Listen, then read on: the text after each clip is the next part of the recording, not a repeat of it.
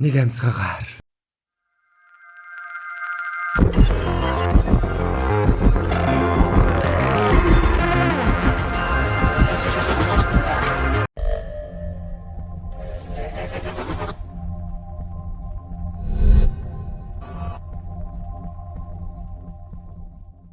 За манайхаа СИС 2-ын бас нэгэн өөр хоёр анги. За тэгээ илүү зүггүй эхний анги руугаа орцгоё. Эхний төөх Pop Squad. Энэхүү төөх нь хүмүүс эцэст нь үгшгүй мөнх амьдралд хүрсэн ирээдүйд өрнөн. Хүний биед нэгэн залуужлах цэнхэр шингэн тарснаар хүн үрд залуу хിവэр үлдэх боломжтой болсон байв. Мэдээж энэ нь төлөөстэй. Төлөөс нь өр хөвгцтэй болох чадвараа алддаг.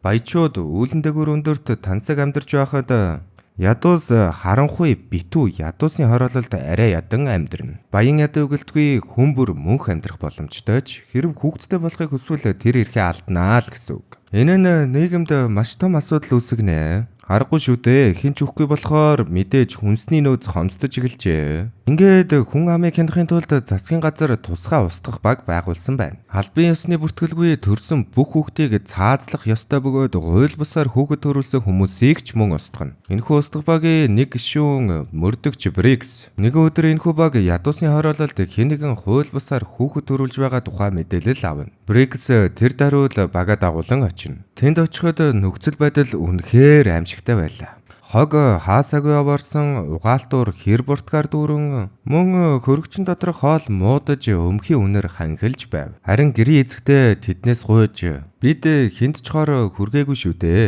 Яагаад ингэтлээ харгис байх ёстой юм бэ гэж асууна. Харин Бриксийн хамтрагч тэд хууль зөрчсөн. Тэр хүүхдүүд угаасаа л төрөх ёсгүй байсан гэж хэлдэг. Дараа нь багийнхан өрөөнд дотроос цайвар арьстай хөөрдөм хоёр хүүхэд олно. Эдгээр хүүхдүүд амьдралынхаа туршид тэнгэр огт харж үзээгүй мөртлөө одоо энэ ертөнцид салах ёс хийх гэж байгаа нь. Багийнхан энэхүү шийдгэх гүйцэтгэлээ ээлжилдэг бөгөөд одоо мөрдөгч Бриксийн ээлж тэрээр хаалгыг хааж ирэхдээ тоглоомон үлэг өрөвлөө твэрсэн жаахан хүү өөрлүүн гимгүүнүүдээр харж байгааг олж харна. Хүү тоглоомоо түүнтэй хуваалцах гэсэн мэт үлэг өрөвлөө өөд нь өргөдөг. Энэ үед мөрдөгч Бриксийн зүрх чичрэнэ. Хэсэг эргэлцсэний эцэстээр бууга өргөнө. Бууцны дараа үзэгдэл солигдож Брикс аманда тамхи зуусан чигээр гарч ирнэ. Хүүхдүүдийн аав мэдээж ууртаагаар Бриксийг сэтгэлгүй алуурчин гэж хашгирна. Тэрээр багийн нэг шүний бууг шүүрэн авч хүүхдүүдийнхөө өшиг авахын тулд Брикс руу чиглүүлнэ. Гэвч дараагийн мөчөд багийн нэг шүүн түүн рүү буудаж бүр толгой руу буудаж тэр газар дээрээ амьсгал хураана. Брикс хэсэг хугацаанд зочиртон зогсноо арай гэж ухаан ордог. Дараа нь тэр нисдэг машинаараа үүлэн дээрх хот руу буцна. Тэнд нь мэдээж өндөр барилгууд орчин үеийн технологийн мэдрэмжээр дүүрэн байлаа. Брикс хувцас олж хэдэн 100 жил амьдарсан ч одоо хүртэл залуу. Үзэсгэлэнтэй хэвээр байгаа найз бүсгүйнхээ тоглолтын дээр очино. Тоглолтын дараа бүсгүй тоглоом шоглоомоор хэрвээ мөнх амьдралын төлөө биш байсан бол чамд хүүхэд төрүүлж өгөхөд бэлэн байх байсан гэж хэлнэ. Хүүхэд гэсэн үгийг сонсмогцлоо Брикс саяхан устгасан хоёр хүүхдээ сандаг. Тэрээр гарлуугаа харахад хатаж амжаагүй цусны мөөрч үлдсэн байв. Дотор нь мэдээж олон мэдрэмж өөрийг нь давмгаална. Маргааш нь Брикс найз бүсгүйгээ дагуулan залуу хിവэр байлгах серум тариулах эмнэлэгт очноо. Серум биед нь аажмаар ороход гайхамшигтай өөрчлөлт болж нүүрэн дээрх бүхий л үрчлээ. Өөсөв нь алга болж дахин залуу төрхөн сэргэн. Буцах замд серумын нөлөөгөөр бүсгүй дур хүсэлтэй болж Бриксийн өвөр дээр суун дотн байхыг хүснэ. Гэвч Брикс арын суудал дээр байгаа үлэг өрөвлийн тоглоомыг хараад сонирхол нь алга болно. Тэр тоглоом яг л өнөөх хүүгийн барьж байсан тоглоомтой адилхан байв. Найз бүсгүйгээс салсны дараа Брикс машинда ганцаараа сууж өмнөх хоёр хүүгийн дүр төрхөн үзэгдэж шаналж эхэлдэг. Энэхүү гимшил нь томорсоор Бриксийг өөрийн үйлдэл зөв байсан эсэхэд эргэлзүүлэхэд хүргэнэ. Тэрээр үлэг өрөвлийн тоглоомын шошхыг шалгаж хаягийг нь олж тэмдэглээд мөрдөхөөр шийднэ. Яг тэр үед нэг эмэгтэй дэлгүүрт тоглоом авахаар орж ирнэ. Сэжиг төрсөн Брикс түүнийг нууцаар дагна. Ингэж дагсаар хогийн ургамал дарагдсан эзгүй газар тэр нурж муудсан байшин олдог. Бууга бэлэн барьсан чигээр дотгож ороход сэжиг нь үнэн байв гэлтэй. Дөнгөж хилд орж буй бяцхан охин тэнд нь байдаг. Мэдээж чимэн цоцсон эмэгтэй охиноо тэрч ухарнаа.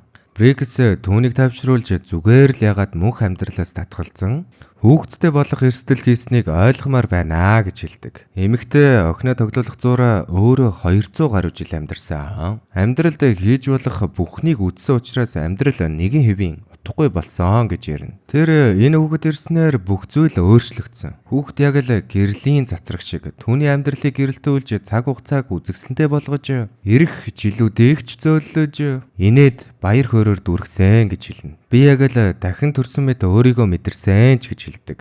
Алхад цоройгоо бяцхан охин Брикс рүү ирж толгой дээр нь малгай тавих гэж гараа сунгана. Охиныхаа аюулгүй байдлаас айсан эмэгтэй Бриксийг анхаарал сарнсан үед бууг нь булаахыг оролдоно. Гэвч мэдээж мэрэгжлийн Брикс хурдан хөдөлж эмэгтэйг дарж явнаа. Гинтийн өвмөнөөс айсан охин мэдээж уйлж эхэлдэг. Яг л өөрт нь дадал болсон мэт Брикс бууга хүүхд рүү чиглүүлнэ. Ээж нь охиныхаа амийг өршөөхийг зөвхөрөнгүй гуйж оронд нь намайг алчхаа, миний амийг авчхаа гэж хүснэ. Хэсэг бодсны эцэст Брикс бууга доошлуулж гэрээс гарч явна. Ингээд эмэгтэй тэр даруй л охиноо чангаар тэрэн уйлж эхэлдэг. Гэвч Брикс хаалган дээр очиод гарахад хамт ажилдаг нэгэнтэйгээ нүүр тулнаа. Хүүхдийн уйлах чимээг сонсоод тэр хамтрагч Брикс даалгавраа биелүүлэг хууль зөрчсөнийг ойлгодог. Тэр даруй л бууга Брикс рүү чиглүүлнэ. Бараг нэгэн зэрэг Брикс ч мөн адил өөрийгөө хамгаалахын тулд бууга гарганаа. Ингэснээр хоёулаа яг л зэрэг боднаа. Хамтрагч нь газар дээрээ нас барж харин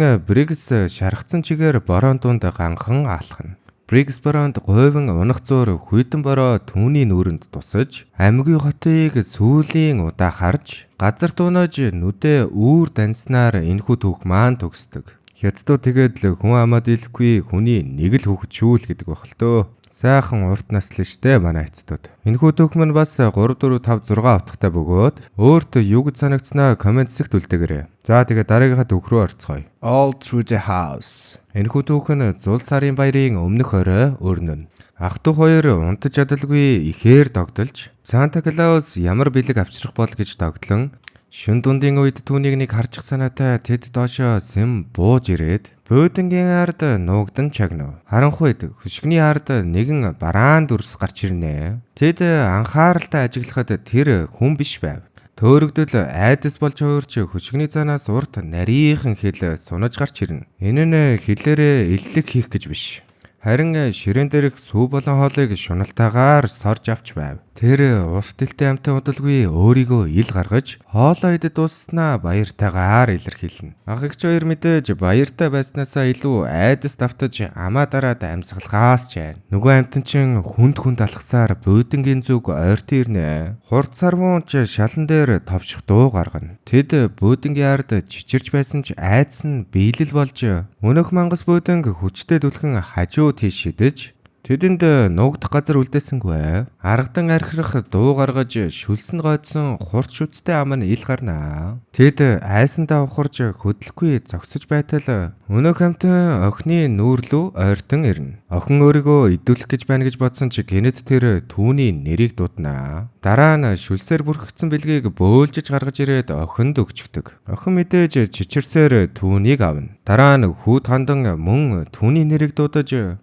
илүү том бэлгийг гаргаж өгнө. Хүүгийн толгойг зөөлөн элж сайн байгаарай гэж сануулна. Тэгээд тэр амтан яндангаар авирч гарч алга болно. Ах эгч хоёр удаан хугацаанд сандарсан хിവэр л байдаг. Хүү бэлгээ задлахад хүсч байсан тоглоом машин байх нь тэр. Ингэснээр тэд ойлгоно. Тэр мангас яг үнэндээ Санта Клаус байсан байна гэдгийг. Манай хоёр орондоо буцаж хөвцөн ч унтаж чадсангүй. Эх чинь айсан хിവэр л. Хэрвээ бид сайн хүүхэд байгаагүй бол яах байсан болоо гэж шивнсээр энэхүү түүх маань дуусна. За энэ түүх дээр жахавтай юм харагдаж байгаа шигэ байдгүй шүү дээ л гэж байгаа мó да. За энэ дээр бол нэг 2 юм 3 л утга байна. За тэгээд юу гэж бодсноо сэтгэл хэсэгт үлдээгээрэй. За лайк саба мартва дараагийн 2 ангиар уулзлаа. Түр бабай.